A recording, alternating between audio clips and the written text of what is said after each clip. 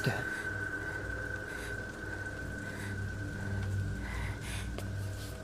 3組では行ってはダメなんです。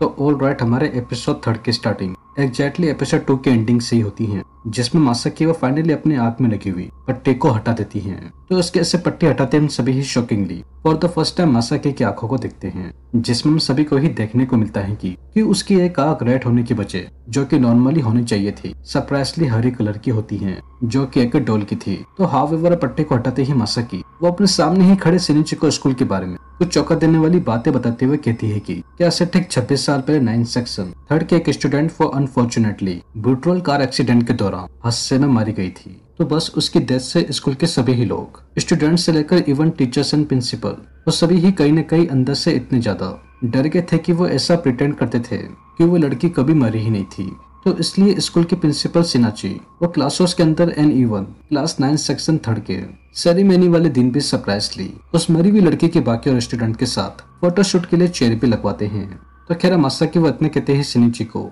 आज से 26 साल पहले मरे उस स्टूडेंट का नाम बताने जाती तो उससे पहले ही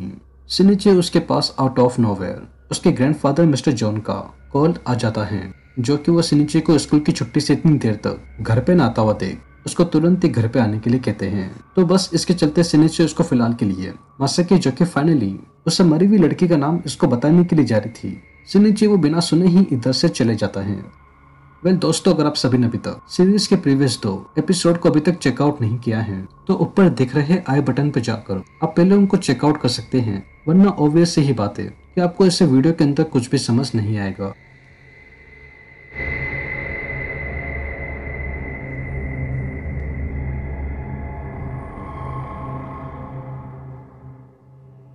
तो हाउएवर अब सीन डायरेक्टली और कहीं नहीं बल्कि घूमकर फिर से स्कूल के अंदर ही फोकस होता है, जहाँ पर सिनिची और उसके बाकी सभी ही फ्रेंड्स मिलकर स्कूल के ग्रेजुएशन के बाद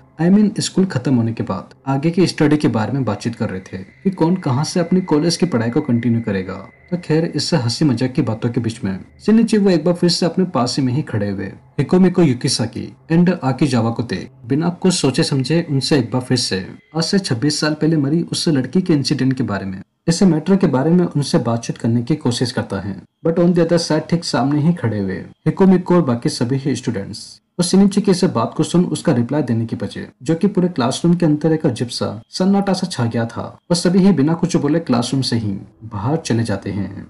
तो हाउएवर अब सभी ही बच्चों को ऐसे जाता हुआ देख सिनिची, जो कि अब धीरे धीरे स्कूल की छुट्टी का टाइम हो रहा था एंड बाहर बारिश आ रही थी, तो एग्जैक्टली इसी ही चीज को देखते हुए साइड से आते हुए रिको वो सिनिची को बिना छाते के खड़ा हुआ देख रिको वो इसको अपने साथ छाते को शेयर करते हुए घर चलने के लिए कहती है। तो सिनिची वो हॉलवे से होते हुए रिको के साथ स्कूल से बाहर निकल रहा था, तो उसी ही दौरान सिनिची वो एक बार फिर से बिना कुछ सोचे समझे 26 साल पहले हुए इंसिडेंट के बारे में रिको से कुछ जानने की कोशिश करता है। But on the other side ठीक सामने ही खड़ी रिको और सिनिची के से बात को सुन अंदर से इतनी ज्यादा कहीं न कहीं फ्रस्ट्रेट हो गई थी कि वो एकदम से चिल्लाकर रोते हुए सिनिची से बारे में बात करने से मना कर देती हैं एंड भागकर रोते हुए स्कूल से चली जाती हैं।